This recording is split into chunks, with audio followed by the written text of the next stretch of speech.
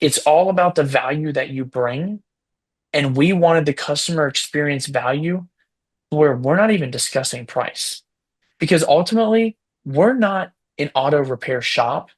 We're in the business of customer experience. Mm. And we just happen to sell auto repair, oil changes, brakes, tire rotations, alignments, engines, transmissions, you name it.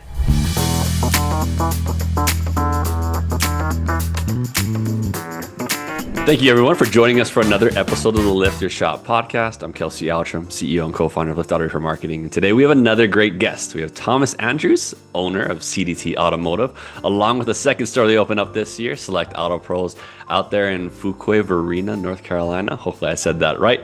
But for those that don't know North Carolina very well, it's 30 minutes outside of Raleigh. So, Thomas, thank you so much for joining us today. Absolutely, man. I'm honored to be here. Appreciate it. Yeah, so obviously we're really excited. You come with a wealth of knowledge and kind of a great story, but to kind of kick things off, I mean, what got you started into the auto repair industry? Yes, so the story is kind of unique. Obviously, I like to say that it was a passion of mine, and it was passion-filled journey. I started out in the IT cybersecurity space, and my business partner Mike, who was childhood best friend, he was master technician, so he was the technical mind behind this effort, and then I was more of the marketing, business, social skills, people person, sales guy behind the endeavor. So it really worked out well because we both had our own skill sets, and we both utilized and played to each other's strong suits, and we stayed in our own lanes, and that's really what allowed us to be as successful as we are. But ultimately what got us started into this was it was just passion filled. We loved the automotive industry. Mike, I guess Mike's was passion filled for doing automotive repair differently because he Hmm. worked in independent shops, he worked in dealerships, and he worked in several shops, and he got to see customer experiences. He got to see what the automotive industry was doing, and he really wanted to revitalize the automotive industry customer experience. And so that really is why we got into automotive repair, was to be able to put our spin on it and really focus on the customer experience. And that's what we prioritize. That is our number one in both of our stores, is customer experience above everything. I love that. I love that. But for yourself, obviously you came out of a background of IT and security. And so I mean, I'm sure you're pretty good at your job and like things are pretty comfortable. What made you take the leap then to like, you know what, we're going to open an auto repair shop together. Let's do this. So the nice thing about it was it was pretty slow rolled. So how we started in this space is after high school, Mike went straight into work. Then I went to college, Appalachian State University, and in cybersecurity. And then when I graduated from college in cybersecurity, I got a job in cybersecurity. Mike and I would periodically connect, and we were connected at lunch one day, and we had talked about a Facebook group that we could create called Carolina Diesel Trucks, because he had a diesel truck and I did too. And truck clubs weren't really a thing. Car clubs were a thing. Uh-huh. And so we wanted to be different and start a truck club. And so that's really how this all stemmed. Is it formed as a truck club, then turned into an apparel company where we were selling t-shirts, hoodies, hats, decals, which then ultimately turns into selling parts, and then turns into installing those parts, which then turns into going from a 1 bay shed to a 3 bay horse barn to a 15 bay, 14,500 square foot facility for CDT Automotive, and now Select Auto Pros, which is a 7,000 square foot, 10 bay facility in Sanford, North Carolina. That's super cool. So how long did that time frame take to terms of like, hey, yep, we created this Facebook group, we're getting some traction, we're building a brand, and then now buying a location and then growing that location? Like what was that time frame looking like? So it's funny you mentioned building a brand. So in hindsight, we didn't realize that's what we were doing, but we do now. Yep. Right. So that's ultimately attributes to it. Right. We didn't realize in the moment that we were building a brand. We just Mhm. were having fun, and it was a Yep. hobby of ours, honestly. And but ultimately, that's what we were doing, is we were building a brand. And so we did that in 2012 to 2014. Mike actually built a personal 3-bay shop. It was like a horse barn on his family's farm. And he was going to use it for personal use because he was a technician during the day. And then at nighttime and on the weekends, we would just tinker on stuff. Yeah. And so it was really going to be just used, he liked to flip cars and, buy cars, fix them, flip them, sell them, all those things. And, but quickly realized that that wasn't going to be used for personal use. We were going to have to use it for the business. So in 2016, Mike went full time. I stayed on my IT job and I answered phones and dispatched work. Mike was at the shop. He was fixing the cars. Then we ended up hiring a couple more technicians in through 16 to 18.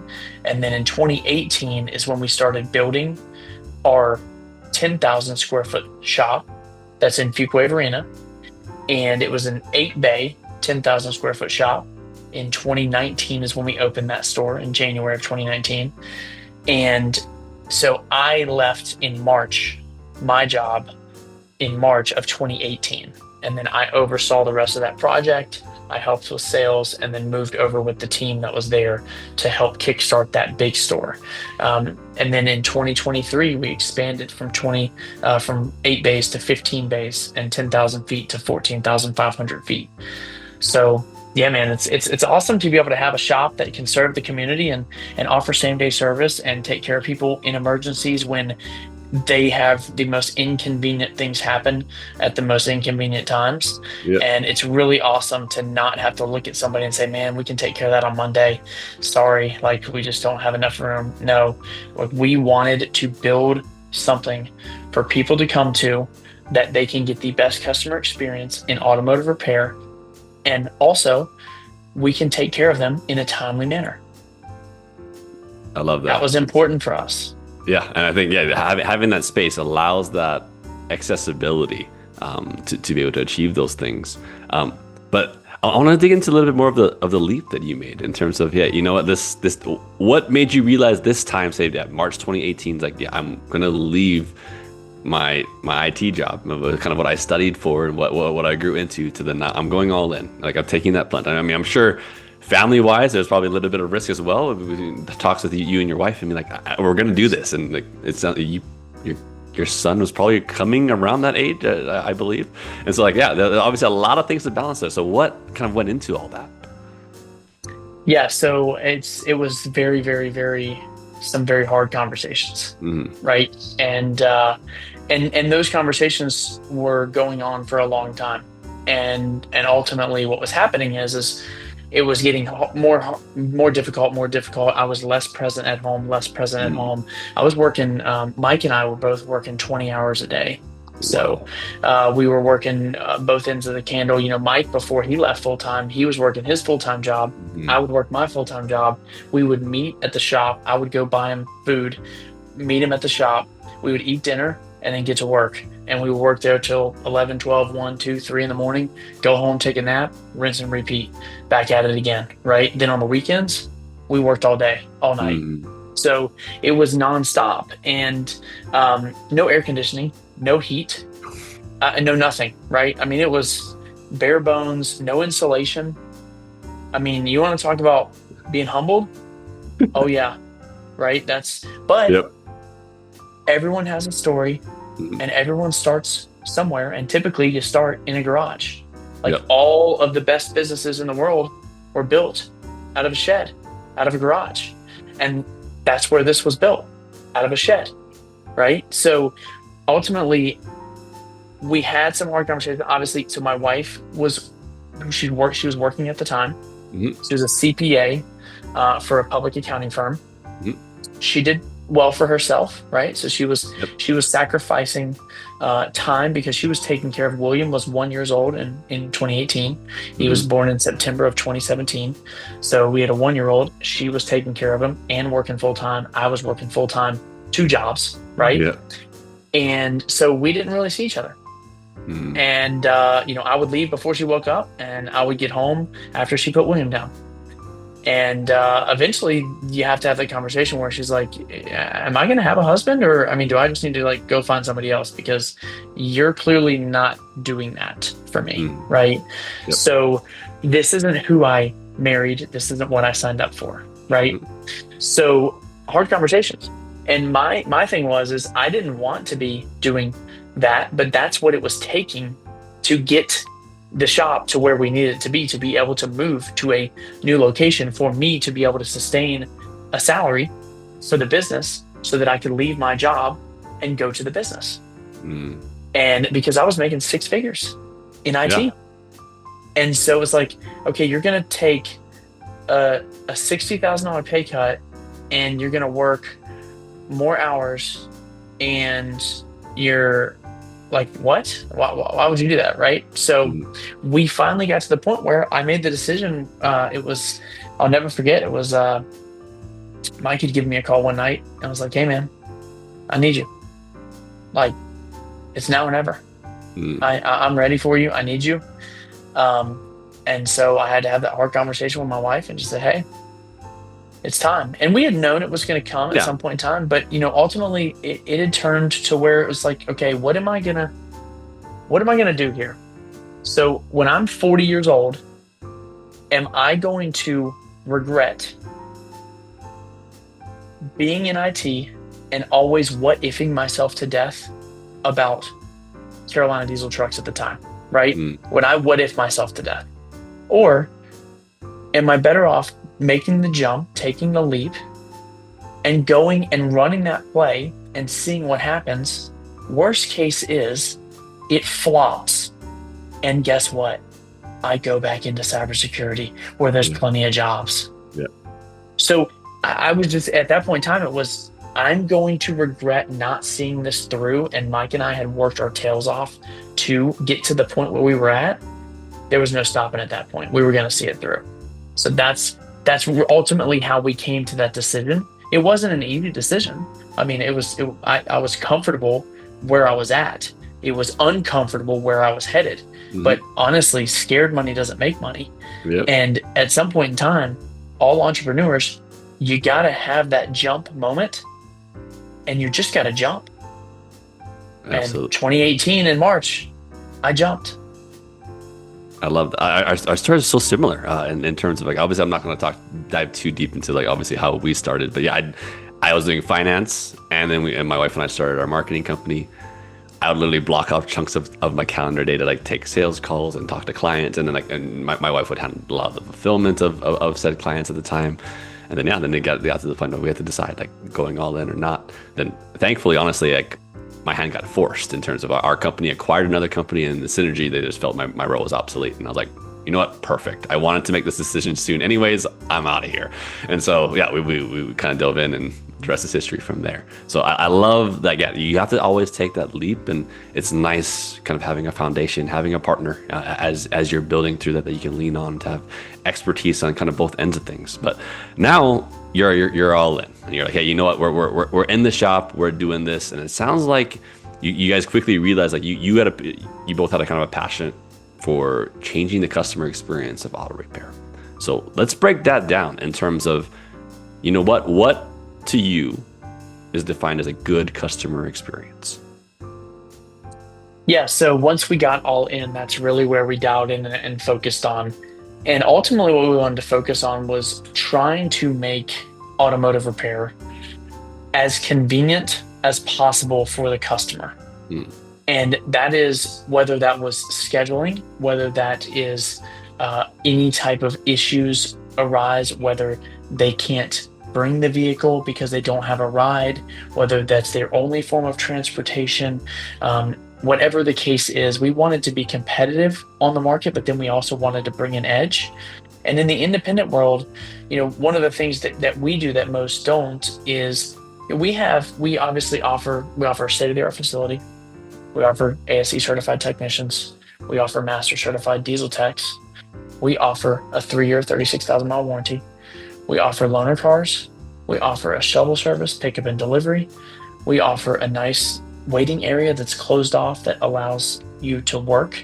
And, working from home through COVID was massive. And so that was very helpful for a lot of people. And so it allows them to work without the distraction. And then we offer free Red Bulls. We offer free candy, snacks, all of those things. And then we also have a quality control process that we put every single vehicle through. And that just gives our little touch on the vehicle. And then we give each customer a little gift and a bottle of water upon pickup of their vehicle, and showing that, hey, we took care of your vehicle. These are the things that we did.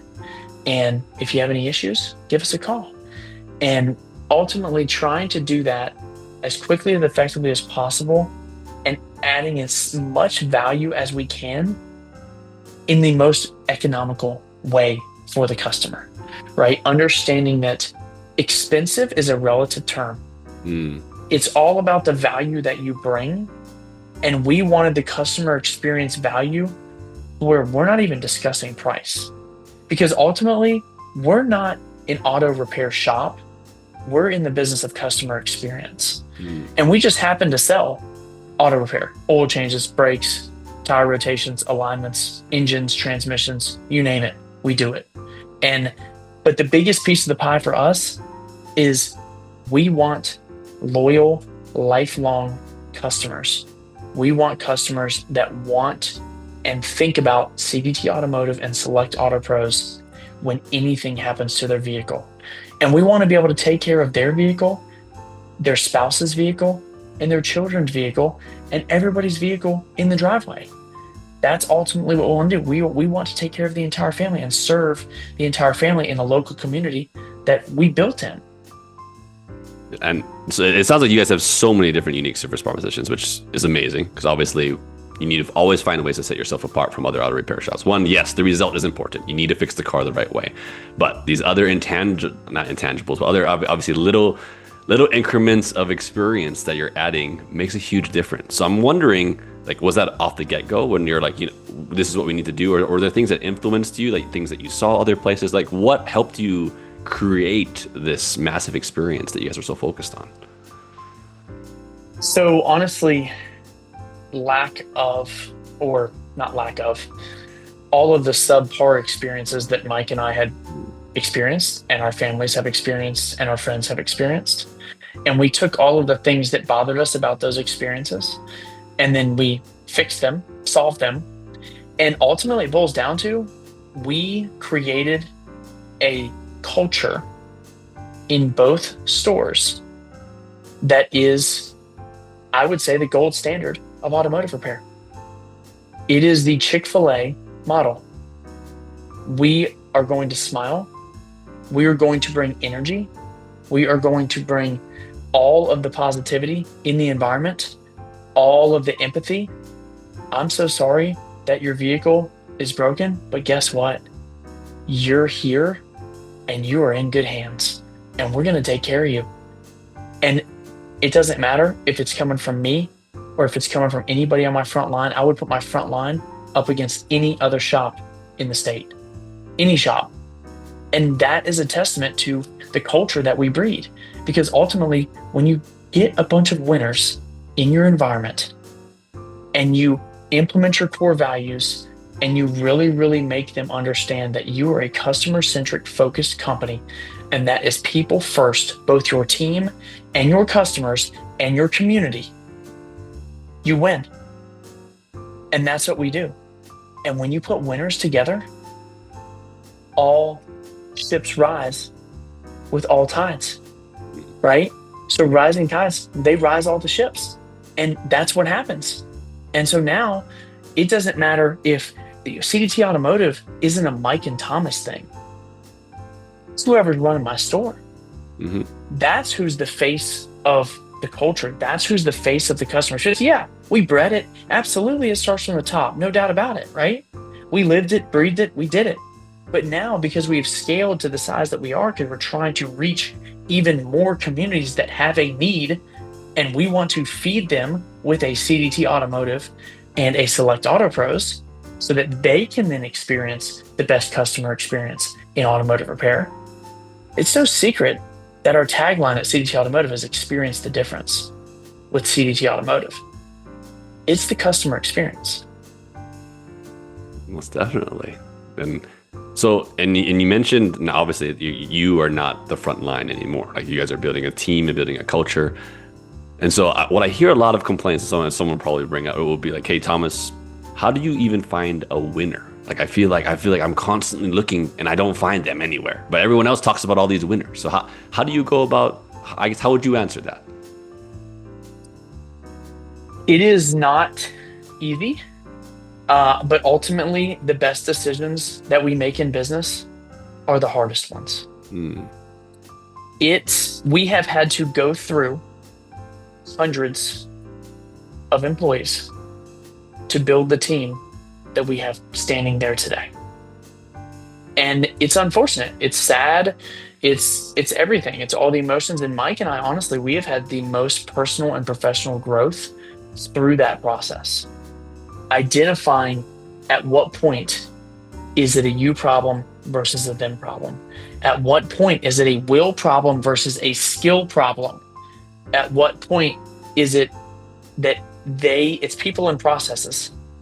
At what point is it not the process, it's the person? mm, Do you have the right people on the right bus in the right seat, or do you have the right people on the right bus in the wrong seat? Or do you have the wrong people on the bus, mm, right? You have to have all these hard conversations, and it's tough because you're dealing with livelihoods. You're dealing with people's families. They have their own families to take care of, and you feel responsible for it. I signed up for that. mm. I shoulder that. I mean, we have 24 employees at CDT Automotive and 7 employees at Select Auto Pros. So between the 2 stores, we have 31 employees. That's 31 families that Mike and I are directly responsible for every single day, all day, every day. And it is our responsibility to provide the opportunity for each and every one of them. However, it is their obligation to get the desired result and crush it for us every single day. We remove any obstacle we possibly can. We provide as much value as we can. And ultimately, we want to remove any issue within our team that prevents them from getting the desired result, which is ultimately the customer experience, taking care of the customer from start to finish, from the time the keys drop to the time the keys get picked up. And that's on us. That's our job. Our job is to provide and support and empower our team that then empowers themselves to take care of people, our clients, our community, and give them the best customer experience in automotive repair. And if they do that, then everyone wins. The customer gets their car fixed right the first time, feels good about it, has a warranty that they can take, so that way they have a peace of mind for 3 years and 36,000 mile warranty, right? The team feels good that they took care of the client and they got them on their way. And we feel great because we built that team that then empowered themselves, took it upon themselves to take care of the community. Mike and I used to take care of the community when we didn't have a team. That's what success looks like. And would you say the training process is long to get someone to this level, like the kind of your expectation? Oh yeah. Oh yeah. It is a hands-on approach. You really have to have people that, I'm gonna be honest with you, man. There are not a lot of people that are built to handle the operation that we have. Mm. And we have learned that. It is quite often that we do not eat lunch. It is quite often that we miss things throughout the day because we are taking care of the customer and we are locked in. It is not for everybody. It is not an 8 to 5. It is a privilege in automotive repair to work 5 days a week. And we do in 5 days what most do in 6 and 7. Mm. But we work hard 5 days a week. But that's our culture. We want our team to have 2 days with their family every single week. We are not going to weekends. And how we are not going to go to weekends is because we are so disciplined. Our company culture is disciplined. That is how you get from goal to achievement. Discipline is the bridge. That's how you get to achievement. So we have a very disciplined crew that, guess what? They know their role. They know expectations. They know what success looks like in their role, and they understand the role that they play for the team, and they know what it's like to win. And when we win, we celebrate. And then we move on and we win again. And ultimately, as long as we take care of the client and do right by the customer and serve our community, we win. I think that's very well said. I mean, this is obviously simple. Words are one thing, but obviously, I mean, I think the actions speak for themselves in terms of what you've accomplished and what you've created. So there definitely is something that has a lot of truth to it. Now, in terms of, yes, and when I was hoping that you would say training was very important and extensive, because, for example, you mentioned Chick-fil-A. I mean, Chick-fil-A has a bunch of high schoolers working in there, but the experience that you feel constantly is the same. And so it's not like, oh, they found the best people every day. We're talking about high schoolers that like they don't even know themselves yet. And so like the fact that to me speaks so much to the process and training that they have honed down, that it doesn't even matter who goes in there. It's like you will be a changed person if you go in there. And now, granted, it's up to some people to now operate in a professional way for themselves and be self-motivated. You can only do so much for people. So now is there like a strike system? Is there like a, nope, like if this happens, you're gone? Like what is your kind of take on terms of like, hey, this is the leash we give and this is as far as it goes? So we do have a system of accountability in place, and that is leadership driven. But our leadership team are advised that they are coaches, not managers. Okay. We don't have managers, we have coaches. And here's why. We are not a culture of micromanaging. We are a culture of defining roles, setting proper expectations, assigning performance-based incentivized pay plans to achieve the desired result, training, setting up them for success, whether that's tools, whether that's training, whether that is experience through key position players that are already inside the operation from a shadowing perspective. But ultimately, culture is a learned behavior. You don't just drop in my operation and immediately win. You have to learn the culture, you have to learn the behavior. However, because our culture is so electric and so powerful and so proven, it doesn't take as long as you think. Now, to be fair, we train 3 days a week, our front of the house, 3 days a week. And every single time we're training on culture, we're training on values, we're training on customer experience. We're also training on financials. We may be training on product knowledge. We may be training on other things that are going to help us be successful. But bottom line, we touch on culture and customer experience every single session. My goal is we have 2 brands. So this is our vision. We have CDT Automotive and now we have Select Auto Pros. Both of them are different models. CDT Automotive is a model more for bigger city markets where there's an abundance of vehicles. The median household income is decent because the value that you gain there with that brand is a higher end brand. It is the pinnacle customer experience. Now, at Select Auto Pros, that is more your general all makes, all models, run-of-the-mill repair shop, like you're going to see the Firestones, the Meineke's, the Discount Tires of the world, all of those, the NTBs, all those kind of shops, right? However, what sets us apart and gives us our competitive edge is we bring that customer experience from CDT Automotive into Select Auto Pros. The idea is find markets that have a need for automotive repair and feed the need with the applicable brand.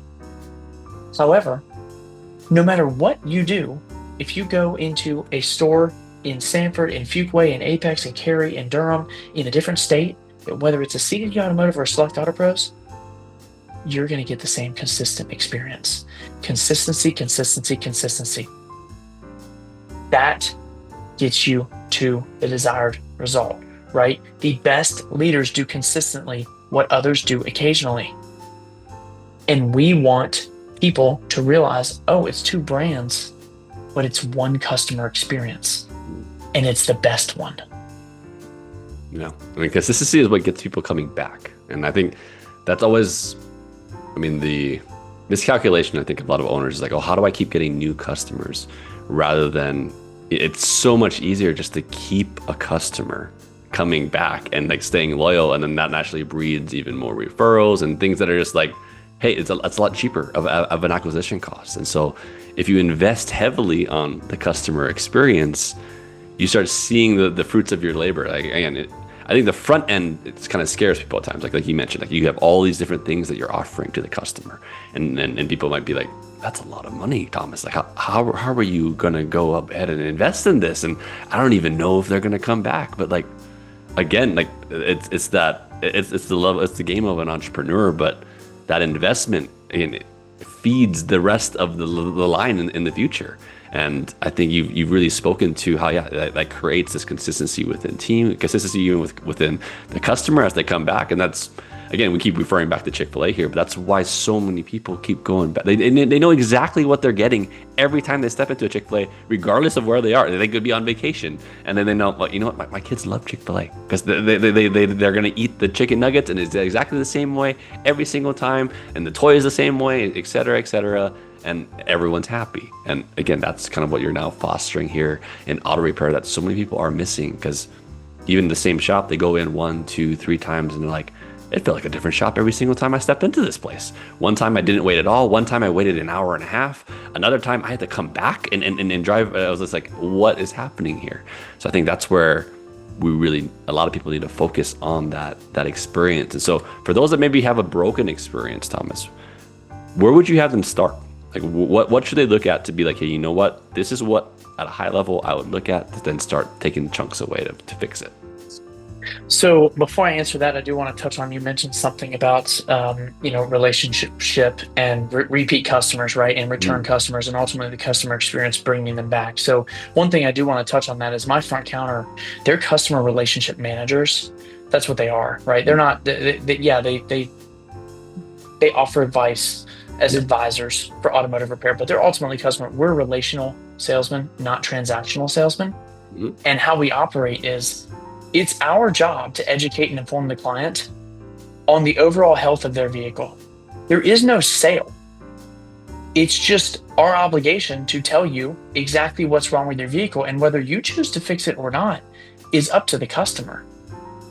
It's just our job to make sure they understand if it's a safety concern, if it's a wear issue, and the prioritization of efforts that we would choose, because we understand when you get hit with unexpected automotive repair bills of, hey, this estimate, it's going to be $2,500 for, to get your water pump taken care of, and your thermostat, and the coolant system flush, and all of these things. And you have this conversation, and they're like, well, dude, I came in for an oil change and a tire rotation, and I didn't know anything was wrong with my water pump, but you're telling me something's wrong with my water pump, right? So there's also an issue with the lack of trust in automotive repair in general, which is why we use digital vehicle inspections, pictures, videos, and we also bring in every single person that waits. They get brought into the shop, and we actually physically show them what's wrong with the vehicle, right? And that's just to basically enhance that customer relationship, right?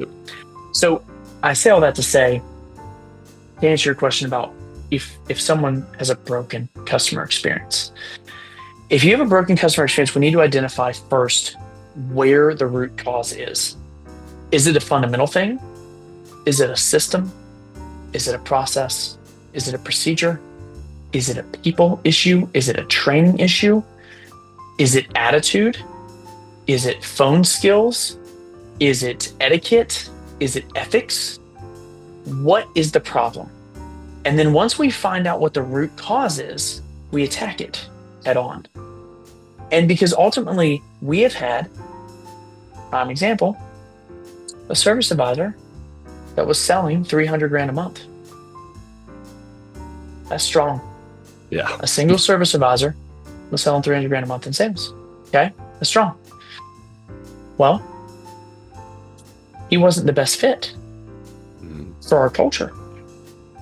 His way or the highway. not the greatest attitude, pessimistic individual, right? Hmm. Well, when we moved on from him, it gave others the opportunity to rise to the occasion. And then now naturally our culture goes bananas. Everyone's happier. Everyone's more relaxed. The customers are like, dude, I've been coming here for 2 years. This place is crazy now. The customer experience is so much better. What happened? What changed? What have y'all done? And what we didn't realize is that sometimes the hardest decision is the right decision. Mm. And that's more times than not. And so now we've built this off of a team, not me show. It's the team. And each advisor is an individual that contributes to the team. But we are a team. We win and we lose together as a team. That's how we operate now. We have not always operated like that. We have been broken. We have had broken systems. We've had broken processes. We've had broken people. We've had broken attitudes. We've had a no system of accountability in place. Mm. And what happens when you have that is who's running the show? Not the shop owner, not the leadership team, but the team that's in the trenches getting it done every day is running the show. They're calling the shots. That can get a little bit out of control. And so if you can implement a system of accountability, and it's not easy, guys, it's not. And it takes a lot of time, a lot of training, a lot of effort, a lot of emotions, a lot of everything to put it in place. So from a layer of accountability perspective, how we operate is we just always are, we are a very transparent organization. We are very transparent with not only financials, but also systems, processes, procedures, and why we do things the way that we do. So then when our team members, they understand that, they buy into that, then naturally they want to be the best person they can be for the team, and they don't want to let the team down. Well, then that just makes everybody else better around them. When they make a mistake, everyone's encouraging them. Oh, it's okay. We've all been there. We've all done that. Just don't make the same mistake twice. And we work through it. And guess what? We coach through it. We don't scold. We don't yell. We don't scream. And we certainly do not correct in public. We have correction conversations in private. We praise in public. And that, having that also gains a level of respect. You know what I don't have? I don't have anybody coming in late. I don't have people abusing anything about us because they have a general level of respect for our organization. And it all boils down to effective communication. You have to be willing to have hard conversations. You have to be willing to embrace confrontation. You have to be willing to embrace hard things and do hard things. And when you do, typically that's where breakthrough happens, just on the other side of that hard conversation or that hard thing you had to do. Yeah, I think what owners maybe struggle with is either they, like you said, they're afraid to embrace the conflict, or they're too good at embracing conflict that they do it in public, and now it just affects the whole team. So I think it's finding that balance that, like you mentioned, is like that. I think that's the levels of being a true leader. Is that like you, I mean, pinpoint accuracy in terms of praising in public, then having those tough conversations in private. So that way you can course correct without them feeling like, oh, everyone knows I screwed up. And well, you know what? I'm just not going to change then because I don't respect the way that they went about doing things. So that comes down to the leadership, and that's definitely a learned behavior. And I think any business owner, hopefully listening to this, still can realize like they're more than likely one of the two. Like maybe some people are like, yeah, they're already an expert leader and they're doing all those levels and certain things, but more than likely they're on one range of the spectrum. And so maybe for those that are hesitant, they're like, you know what, it's really hard for me to embrace the conflict and have those conversations with them. I don't really know how. What would you say the steps for them? Like how do they course correct and fix this? So one of the things that I would tell you that was very instrumental for Mike and I is, and this is part of our journey, was Mike and I got to a breaking point when we clearly couldn't do everything ourselves. Yep. We were not the best fit for managers for our stores. Mhm. We had a very difficult time holding people accountable because guess what? We wanted to be everybody's buddy. Yeah. And we wanted to high five everybody and walk around and ask them how their family's doing. How are the kids? Are you coming over to swim tonight? Do you want to go get something to eat? Like all of those things. And then you quickly realize, hey, maybe we need to, reach out and consult with somebody. And that's when we found Shop Fix Academy. Mhm. And they really, really drove into us and helped us personally and professionally develop to realize, hey, you need to bring somebody else in to be the bad guy so that you can be the good guy.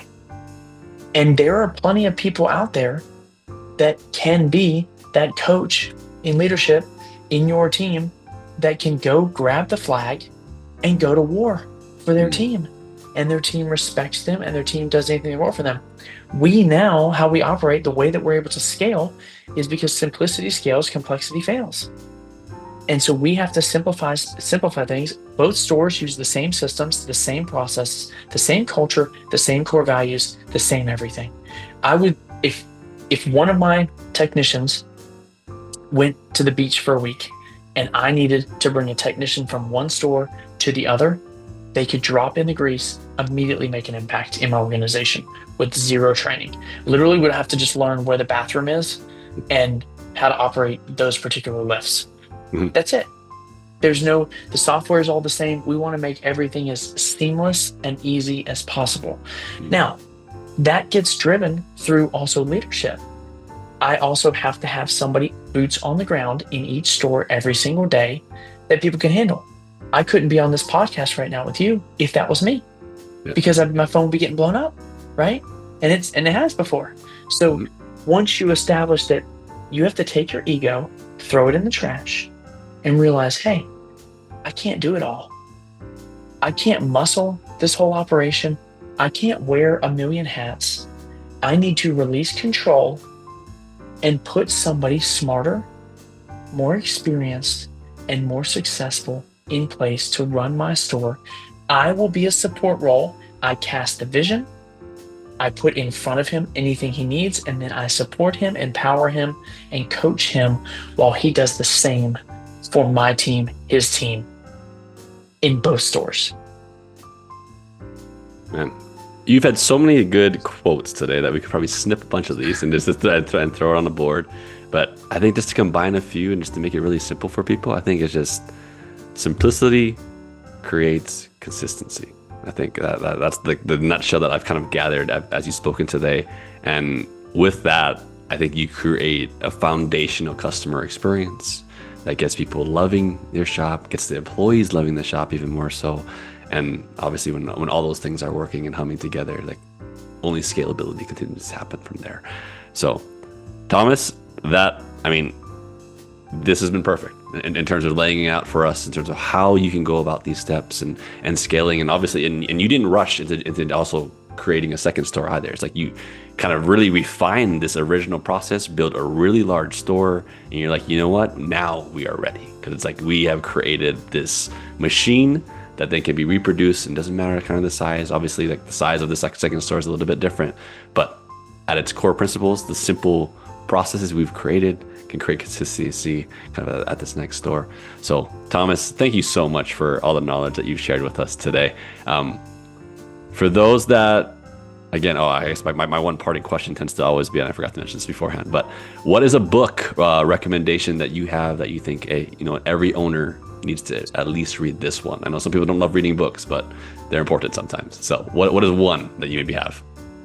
So the number one book that I would tell you, especially for a business owner that is in the trenches every single day and is really, really struggling with the ability to release control and always trying to muscle it and always trying to do everything instead of empowering others to take over, that's the book Who Not How. And really, really boils down to that success is when you find somebody better than you, smarter than you for that position that can jump in and do it.